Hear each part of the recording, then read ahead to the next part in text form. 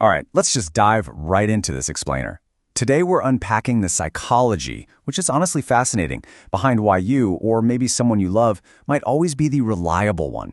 You know, the person who holds everything together.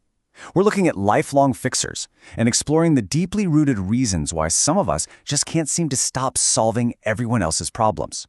So I want you to ask yourself a really simple question. Are you the reliable one? Just think about your own life for a second.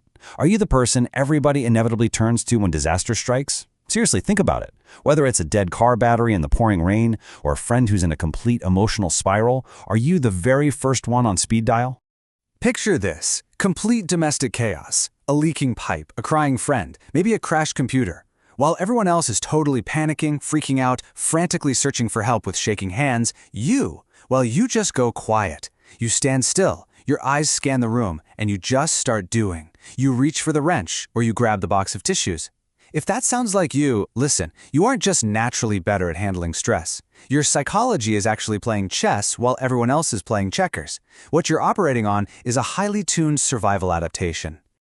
Section 1. The Missing Childhood Chapters. 15. If you strongly identify as a fixer, the research actually suggests you likely skipped about 15 chapters of your childhood, specifically right between the critical developmental ages of 7 and 17. So you didn't just grow up fast, you completely missed out on the chapters where you were allowed to just be a kid. Now, you might already be familiar with the term parentification. This is when a child is basically forced to take on adult roles that they didn't choose, but they just had to handle them because there was absolutely no other option. And hey, people probably praised you for your exceptional maturity growing up, right? But we really need to reframe that, because that maturity was actually just your nervous system getting stuck in crisis mode as its default setting. The source material gives us some incredibly clear examples to really illustrate this.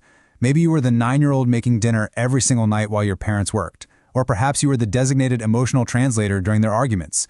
You were literally learning how to read the room before you even learned to read chapter books. You didn't just learn a tough lesson here, you built your entire operating system around the idea that the stability of your world depends entirely on your ability to hold everything together. Section 2. Psychology of the Fixer. All right, so the first pillar here is mastery experiences.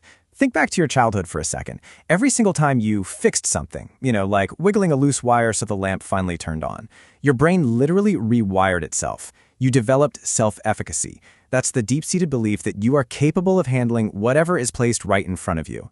And because of these early experiences, your brain doesn't view a problem as some terrifying verdict. It just sees a puzzle you've already solved 1,000 times before.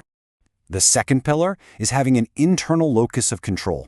This is basically the belief that your actions, rather than just luck or fate, determine your outcomes. And on the surface, wow, this makes you incredibly resilient.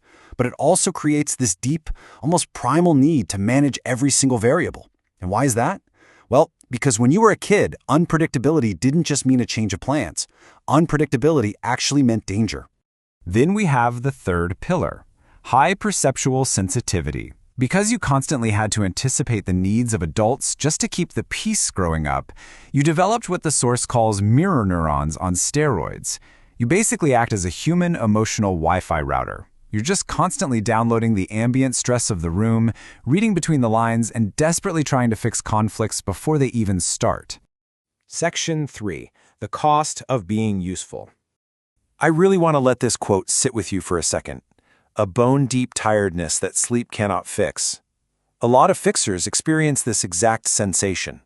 Your body literally never learned how to properly rest, because back when you were developing, rest was never classed as safe.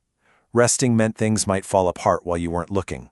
So the really crucial point here is that a lot of what looks like strength to the outside world is actually a superpower's costume that's hiding a deep-seated fear of being helpless.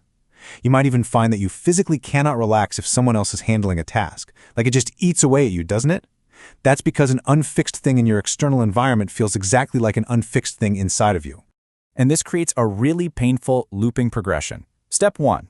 Rest is never classed as safe, which naturally leads to step 2. Your inherent worth becomes completely tangled up with your usefulness. And finally, step 3, you start to believe that being needed is the absolute only way to be loved. Your entire value becomes tied to what you can solve for the people around you. Section 4. Learning to be cared for. The foundational shift starts with a pretty stark contrast, transitioning from a human doing to a human being. Now, I know that sounds incredibly simple, but it is a massive cognitive leap. The core realization you have to internalize is that simply existing is enough. You absolutely do not have to earn your space in the world by fixing it. So, what exactly is the treatment plan? Well, first, you have to do something that's going to feel truly dangerous to a fixer. You have to actually grieve the childhood you didn't get to have. You have to actively allow yourself to be messy, maybe a little needy, and, dare I say it, completely irresponsible sometimes.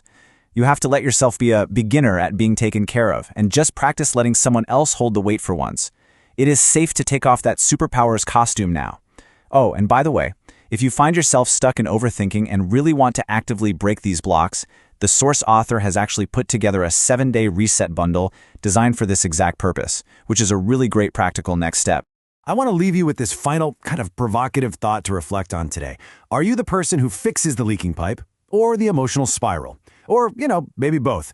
Take a moment today to recognize your own patterns, acknowledge that incredibly heavy weight you've been carrying since childhood, and ask yourself, are you finally ready to set it down? Thanks so much for joining me for this explainer, and I really hope this provided a whole new lens through which to view your own resilience.